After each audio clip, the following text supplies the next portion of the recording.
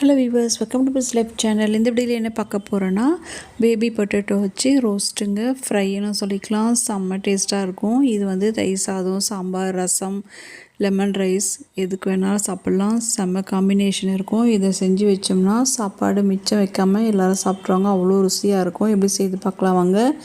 இதுக்கு வந்து நான் பேபி பொட்டேட்டோ வாங்கிட்டு ஒரு பேக்கெட்டில் ஒரு 1/2 kg இருந்திருக்கும். அதை கழுவி சுத்தம் பண்ணிவிட்டு குக்கரில் 2 விசில் போட்டு வேக வச்சு ஆஃப் பண்ணி எடுத்துக்கிட்டேன். நான் கொஞ்சமாக மஞ்சத்தூளும் ஒரு 1/2 சால்ட்டு போட்டிருந்தேன். சமைக்கும் போது மேலே சேர்த்துப்போம். அது வந்து தோலோடு வேகும் போது உங்களுக்கு உப்பு உள்ளே இறங்காது, சீட்டிங் ஆகாது, அதாவது உரைக்காததுனால நான் பாதியாக கொஞ்சம் கட் பண்ணிவிட்டு உள்ளே சேர்த்தேன். அப்போ தான் உப்பு கரெக்டாக அதில் உப்பு உரைக்கும்னு சொல்லுவாங்க. இல்லைன்னா உப்பு இல்லாமல் டேஸ்ட்டு கம்மியாக இருக்கும். அடுத்தது அதில் வறுத்து பொடிக்கிறதுக்கு 2 ஸ்பூன் உளுத்தம்பருப்பு, கடலைப்பருப்பு, ஒரு 1/4 டீஸ்பூன் அளவுக்கு மிளகு, சீரகம், சோம்பு, வரமிளகாய் இதெல்லாம் எடுத்துக்கிட்டால் ஒரு 3 வரமிளகாய், 1/2 டீஸ்பூன் சோம்பு, 1/4 டீஸ்பூன் சீரகம் இதெல்லாம் எடுத்துக்கிட்டேன். அந்த பேக்கெட்டுக்குரிய உருளைக்கிழங்குக்குரிய மெஷர்மெண்ட் இது.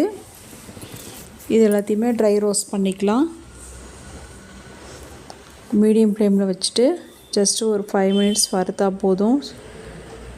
இப்போ இதை ஆற வச்சுட்டு மிக்சியில் போட்டு கொஞ்சம் கொரகொரப்பாக திரிச்ச மாதிரி கொஞ்சம் அரைக்கணும். ரொம்ப பவுடராக அரைக்காமல் கொஞ்சம் நறுநறுன்னு இருக்கணும். அப்போ தான் நல்லாயிருக்கும் சாப்பிடும்போது.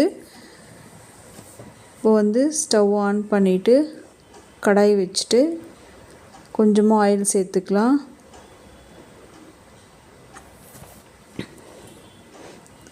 சூடானது பிறகு கடுகு, உளுந்து, சீரகம் போட்டு பொரிய வச்சுக்கலாம். இது பொரிஞ்ச பிறகு பூண்டு, கருவேப்பிலை ஒரு 3-4 பல் பூண்டு தட்டி வச்சுருந்தேன். கருவேப்பிலை ஒரு கொத்து, கொஞ்சம் மஞ்சள் பொடி சேர்த்துக்கலாம். Chilli powder 1/2 teaspoon. இதெல்லாம் எண்ணெயிலே போட்டு பரட்டிட்டு சிம்மில் வச்சுக்கணும். ஏன்னா மிளகாத்தூள் கரிஞ்சிராமல் இருக்கணும். இப்போது நம்ம தோல் உரித்து வேக வச்சுருக்க இந்த பேபி பொட்டேட்டோஸை இதில் சேர்த்துக்கலாம். இது நல்லா அப்படியே எண்ணெயிலே கொஞ்சம் நல்லா ரோஸ்ட் பண்ணி நல்லா வறுத்துக்கலாம். அப்படியே சிம்மிலே ஒரு 5 மினிட்ஸ்க்கு அப்படியே இருக்கட்டும். கலந்து கொடுத்து இந்த மிளகாத்தூளோடு மேலே தேவையான சால்ட்டு, வேகும் போது கொஞ்சம் சால்ட்டு போட்டிருக்கிறதுனால பார்த்து கம்மியாக போட்டுக்கணும். நல்லா மிக்ஸ் பண்ணிவிட்டு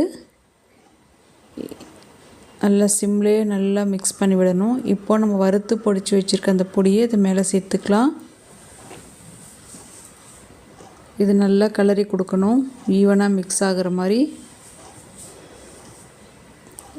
இதுவும் அந்த எண்ணெயிலே அப்படியே ரோஸ்ட் ஆகும். இந்த பொடி அப்படி சாப்பிடும் போது நரன்னு அந்த உளுத்தம்பருப்பு, கடலைப்பருப்பெல்லாம் வாயில் கடிப்படும் போது நல்லாயிருக்கும். நல்லா ஒரு 5 to 7 மினிட்ஸ்க்கு சிம்மிலே அப்படியே ரோஸ்ட் ஆகணும். அதுக்கப்புறம் மேலே கொஞ்சமாக கொத்தமல்லி கட் பண்ணி போட்டுட்டு நல்லா கலந்து கொடுத்துக்கலாம். சரி, நல்லா ரெடி ஆகிடுச்சு பாருங்கள். நல்லா சிம்லே தான் ஆகணும். ஃப்ளேம் கம்மி பண்ணால் தான் நல்லா ரோஸ்ட் ஆகும். ஹையில் வச்சா கருகிடும். அந்த மிளகாயெல்லாம் கருகிடுச்சுன்னா கசப்பு எடுக்கும். நல்லா ஆயிடுச்சு பாருங்கள். சூப்பராக ரெடி ஆயிடுச்சு. செஞ்சு பாருங்கள். வீடியோ பிடிச்சிருந்ததுன்னா லைக், ஷேர், கமெண்ட் பண்ணி சப்ஸ்கிரைப் பண்ணிக்கோங்க. தேங்க்ஸ் ஃபார் வாட்சிங்.